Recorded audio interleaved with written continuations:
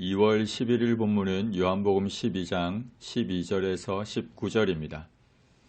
마리아가 예수님의 머리에 향유를 부은 사건이 있은 그 다음 날 주일입니다.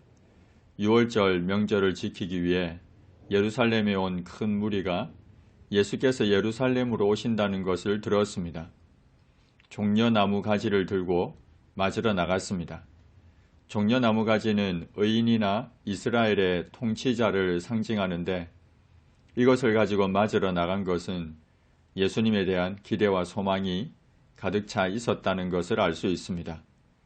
특히 이 무리들이 예수님을 맞이하면서 호산나 찬송하리로다 주의 이름으로 오시느니 곧 이스라엘의 왕이시여 라고 외친 것은 메시아에 대한 기대와 소망으로 예수님을 맞이했다는 것을 알 수 있습니다. 유대인들은 장막절 축제 때 시편 113편부터 118편까지를 노래로 불렀습니다. 그중 시편 118편 22절에서는 건축자가 버린 돌이 집 모퉁이의 머릿돌이 되었다는 메시아에 대한 예언과 25절과 26절에서는 여호와여 구하옵나니 이제 구원하소서 여호와여 우리가 구하옵나니 이제 형통하게 하소서 여호와의 이름으로 오는 자가 복이 있으며 우리가 여호와의 집에서 너희를 축복하였도다 라고 노래하면서 메시아가 와서 구원할 것을 노래합니다.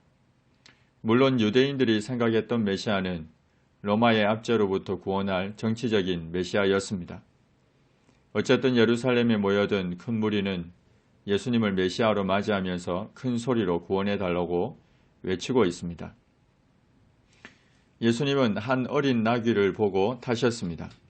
이 어린 나귀는 임자가 있는 나귀였고 주인이 선뜻 내어준 나귀였습니다.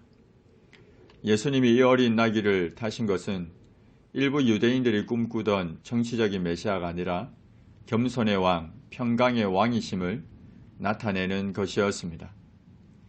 그래서 사도 요한은 예수님께서 어린 나귀를 타신 것은 스가랴서 9장 9절 말씀이 성취된 것이라 했습니다. 시온 딸아 두려워하지 말라. 보라 너의 왕이 나귀 새끼를 타고 오신다. 시온은 예루살렘에 있는 산들 가운데 하나인데 주로 예루살렘 전체를 뜻하는 말로 사용됩니다. 여기서 시온 딸, 곧 예루살렘 딸은 예루살렘에 살고 있는 모든 백성을 의미합니다. 예루살렘에 살고 있는 모든 백성들을 향해서 두려워하지 말라고 합니다. 스가랴서 9장 9절에서는 크게 기뻐하라고 합니다. 왜냐하면 너의 왕이 나귀 새끼를 타고 오시기 때문이라는 겁니다. 이스라엘의 통치자가 되시는 왕이 나귀 새끼를 타고 오신다는 것은 그가 겸손의 왕이시며 평강의 왕이심을 보여주는 겁니다.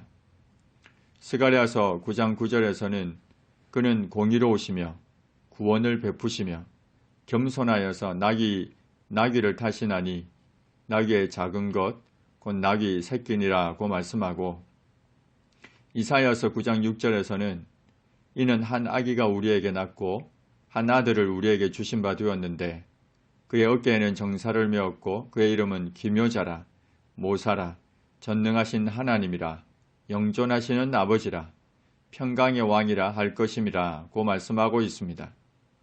이스라엘의 왕은 공의로우시며 구원을 베푸시는 분인데 그분은 겸손의 왕이시며 평강의 왕이십니다. 제자들은 처음에 이 일을 깨닫지 못했습니다.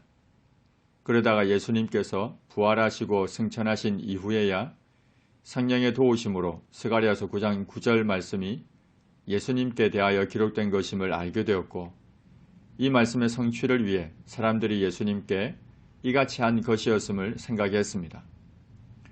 나사로를 무덤에서 불러내어 죽은 자 가운데에서 살리실 때 함께 있던 무리가 그 있었던 사실들을 증언했습니다. 그러자 이 표적 행하심을 들은 무리들이 예수님을 이처럼 맞이했던 겁니다.